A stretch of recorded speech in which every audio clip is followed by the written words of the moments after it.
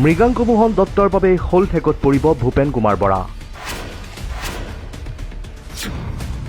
নাৰায়ণপুৰৰ স্বাভিমানক লৈ লুণ্ঠন ভূপেন বৰাৰ।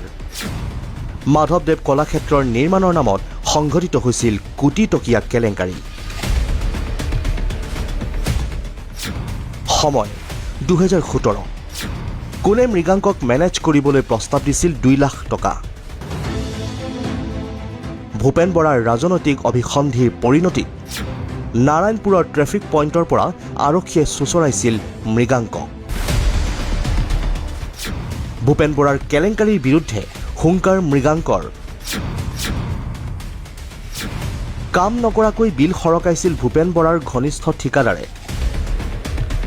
সেই সময়ত নাৰায়ণপুৰ বিহপুৰীয়া মহকুমা আন্দোলনৰ ছাত্ৰ নেতা তথা বৰ্তমানৰ যুৱ সাংবাদিক মৃগাংক মোহন দত্তৰ অভিযোগ, ৰাজনৈতিক মুনাফা আদায় কৰিবলৈ নাৰায়ণপুৰ আৰু বিহপুৰীয়াৰ জনতাৰ মাজত সংঘাত লগাইছিল ভূপেন বৰাই। হয়, অসমৰ ঐতিহাসিক ক্ষেত্ৰ তথা বৰনাৰায়ণপুৰত অৱস্থিত মাধৱদেৱ কলাক্ষেত্ৰৰ নিৰ্মাণৰ নামত চলিছিল লুণ্ঠন। তথ্য জনাৰ অধিকাৰ আইনৰ অধীনত তথ্য সংগ্ৰহ কৰি সেই সময়ৰ মাধৱদেৱ বিশ্ববিদ্যালয়ৰ প্ৰথম ষান্মাসিকৰ ছাত্ৰ মৃগাংক মোহন দত্তই পানীত হাঁহ নচৰা অৱস্থা সৃষ্টি কৰিছিল ভূপেন বৰাক। উল্লেখযোগ্য যে সেই সময়ত মৃগাংকৰ বয়স আছিল মাত্ৰ 18 বছৰ। কিন্তু 18 বছৰীয়া ল'ৰাটোৱে প্ৰথমে বিহপুৰীয়া স্বাভিমান মাধৱদেৱ কলাক্ষেত্ৰৰ নিৰ্মাণৰ নামত সংঘটিত হোৱা লুণ্ঠন ৰাজ ফাদিল কৰিছিল।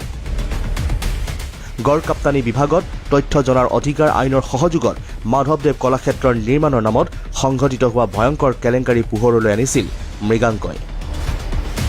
বিগত 2007 চনৰ 23 মাৰ্চত তদানীন্তন মুখ্যমন্ত্ৰী তৰুণ গগৈয়ে আধাৰশিলা স্থাপন কৰিছিল কলাক্ষেত্ৰৰ। আবণ্টন দিছিল প্ৰায় 5 কোটি টকা। কিন্তু প্ৰায় 35% কাম কৰি 78% কাম শেষ হোৱা বুলি ভূপেন কুমাৰ বৰাৰ ঘনিষ্ঠ এজন ঠিকাদাৰে বিভাগৰ পৰা কৌশলেৰে সৰকাইছিল সকলো বিল, যিসমূহ দেখিও দুৰ্নীতিৰ সম্পৰ্কে ধৃতৰাষ্ট্ৰৰ ভূমিকা গ্ৰহণ কৰিছিল ভূপেন কুমাৰ বৰাই। যেন নাৰায়ণপুৰৰ লগতে বিহপুৰীয়া সমষ্টিবাসীৰ স্বাভিমান লুটিবলৈ চেষ্টা কৰিছিল বিধায়ক ভূপেন বৰা এণ্ড কোম্পানীয়ে। অৱশেষত তৎপৰ হৈ পৰিছিল সেই সময়ৰ নাৰায়ণপুৰত যুৱ নেতা হিচাপে পৰিচিত মাধৱদেৱ বিশ্ববিদ্যালয়ৰ ছাত্ৰ মৃগাংক মোহন দত্ত। মাধৱদেৱ কলাক্ষেত্ৰৰ নিৰ্মাণৰ নামত সংঘটিত হোৱা লুণ্ঠনৰ তদন্ত আৰু ক্ষিপ্ৰ নিৰ্মাণৰ দাবীত নাৰায়ণপুৰ নগৰৰ মাজমজিয়াত অনশন কাৰ্যসূচী গ্ৰহণ কৰিছিল মৃগাংকই। 2017 চনত মৃগাংকৰ নেতৃত্বত আৰম্ভ হোৱা প্ৰতিবাদক সহযোগ কৰিবলৈ আহিছিল 2 সতীৰ্থ আৰু 2 সংগঠনে। ভূপেন বৰাৰ লুণ্ঠনৰ বিৰুদ্ধে তীব্ৰতৰ হৈছিল প্ৰতিবাদ।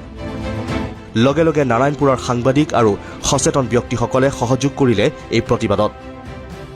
প্ৰতিবাদৰ দিনটোত পুৱাৰে পৰা প্ৰতিটো সংবাদ মাধ্যমত বাতৰি প্ৰচাৰ হ'ল মাধৱদেৱ কলাক্ষেত্ৰত চলা লুণ্ঠনৰ বিৰুদ্ধে, যাৰ ফলস্বৰূপে সেই সময়ৰ তেজপুৰ লোকসভাৰ সাংসদ ৰামপ্ৰসাদ শৰ্মাই মৃগাংকৰ প্ৰতিবাদক সন্মান জনাই একেলগে প্ৰতিবাদস্থলীত বহি ভূপেন বৰা আৰু তেওঁৰ ঘনিষ্ঠ ঠিকাদাৰে মাধৱদেৱ কলাক্ষেত্ৰৰ নিৰ্মাণত চলোৱা লুণ্ঠনৰ বিৰুদ্ধে প্ৰতিবাদ সাব্যস্ত কৰে। লগতে ৰাজ্য চৰকাৰক বিষয়টো দৃষ্টিগোচৰ কৰে। মাধৱদেৱ কলাক্ষেত্ৰ অসমীয়াৰ আৱেগ, বিহপুৰীয়া সমষ্টিৰ গৌৰৱ, নাৰায়ণপুৰবাসীৰ স্বাভিমান। ইয়াৰোপৰি মৃগাংকই অভিযোগ উত্থাপন কৰিছিল 2015 চনত বিধানসভা নিৰ্বাচনৰ পূৰ্বেই ভূপেন কুমাৰ বৰাই আৰম্ভ কৰিছিল মহকুমাৰ ৰাজনীতি। পাণবাৰীস্থিত মৃগাংক মোহন দত্তৰ বাসগৃহৰ চৌহদত হৈছিল ৰাইজমেন, য'ত নেকি ভূপেন কুমাৰ বৰাই পাণবাৰী নাৰায়ণপুৰ বিহপুৰীয়া মহকুমা ঘোষণা কৰিছিল। সমষ্টিটো নাৰায়ণপুৰ ৰাজচক্ৰৰ অধীনত অধিক ভোটাৰ থকাৰ বাবে নাৰায়ণপুৰবাসীক আৱেগিক কৰিছিল ভূপেন কুমাৰ বৰাই।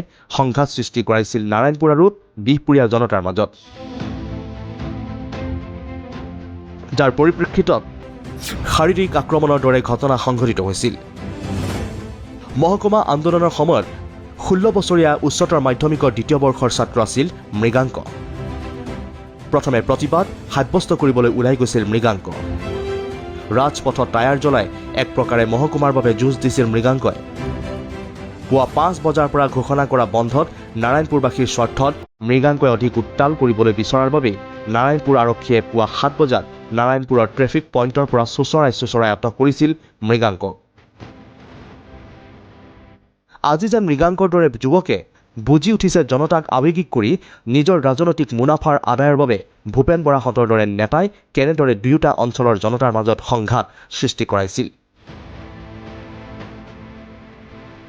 2017 চনত মাধৱদেৱ বিশ্ববিদ্যালয়ৰ সেই 18 বছৰীয়া ছাত্ৰজনে পোহৰলৈ আনিছিল মাধৱদেৱ কলাক্ষেত্ৰৰ নামত ভূপেন বৰা আৰু তেওঁৰ ঘনিষ্ঠই কেনেকৈ লুটিছিল নাৰায়ণপুৰীয়াৰ স্বাভিমান। বিশেষ সূত্ৰৰ মতে মৃগাংকৈ প্ৰতিবাদ কৰাৰ পূৰ্বে ভূপেন বৰাৰ ঘনিষ্ঠ হিচাপে জনাজাত এজনে মৃগাংকক মেনেজ কৰিবলৈ যাচি দিছিল লক্ষাধিক টকা।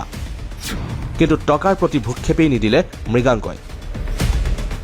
তীব্ৰতৰ কৰি তুলিছিল ভূপেন বৰা এণ্ড কোম্পানী লুণ্ঠনৰাজৰ বিৰুদ্ধে প্ৰতিবাদ। লাহে লাহে ভূপেন বৰাই নিৰ্মাণ কৰা পথসমূহৰ নিম্নমানৰ নিৰ্মাণ কাৰ্য, কমিছনৰ অংক আৰু জৰাজীৰ্ণ পথসমূহৰ মেৰামতিৰ দাবীতো পথ অৱৰোধ অনশন কাৰ্যসূচী ৰূপায়ণ কৰিছিল বৰ্তমানৰ সাংবাদিক মৃগাংক মোহন দত্তই। মৃগাংকই অভিযোগ কৰিছিল কলাক্ষেত্ৰৰ বাউণ্ডেৰী ৱালৰ নামতো ভূপেন বৰা এণ্ড কোম্পানীয়ে চলাইছিল লুণ্ঠনৰাজ। নিম্ন মানদণ্ডৰ সামগ্ৰী ব্যৱহাৰ কৰি চলোৱা হৈছিল নিৰ্মাণ কাৰ্য, যিসমূহ অভিযোগৰ বাবে বিহপুৰীয়াৰ একাংশ ব্যক্তিয়ে ভূপেন বৰাৰ নাম শুনিলেই খং কৰে। বৰ্তমান সময়ত সমষ্টিৰ সচেতন মহলত চৰ্চা চলিছে বিজেপিৰ পৰা বিহপুৰীয়াত টিকট পালেও জনতাই বিশ্বাসত নল'ব ভূপেন বৰা। বিশেষ সূত্ৰৰ খবৰৰ মতে ভূপেন বৰাই বিহপুৰীয়াত বিজেপিৰ পৰা টিকট লাভ কৰিলেই ভূপেন বৰাৰ শাসনকালত চলা লুণ্ঠনৰ সকলো বিভাগীয় তথা অফিচিয়েল তথ্য লৈ সংবাদমেল সম্বোধন কৰি জনতাক সজাগ কৰিবলৈ সাজু হৈছে যুৱ সাংবাদিক মৃগাংক মোহন দত্ত। ভূপেন বৰাই বিজেপিৰ পৰা টিকট লাভ কৰিলে স্পষ্টবাদী যুৱক হিচাপে জনাজাত মৃগাংক মোহন দত্তৰ প্ৰতিবাদৰ বিষয়বস্তুবোৰৰ লগতে আগন্তুক সংবাদমেলে যে বিহপুৰীয়াত বিধানসভাৰ নিৰ্বাচনত বাৰুকৈ প্ৰভাৱ পেলাব তাক লৈ সচেতন সমাজত বৰ্তমান চৰ্চা চলিছে।